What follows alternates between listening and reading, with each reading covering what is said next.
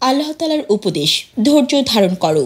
ধৈর্য ঈমানের আলো এবং বিপদে আল্লাহর সাথে সম্পর্কের সেতু। তিনি বলেন, নিশ্চয়ই আল্লাহ ধৈর্যশীলদের সাথে আছেন। সূরা বাকারা আয়াত 153।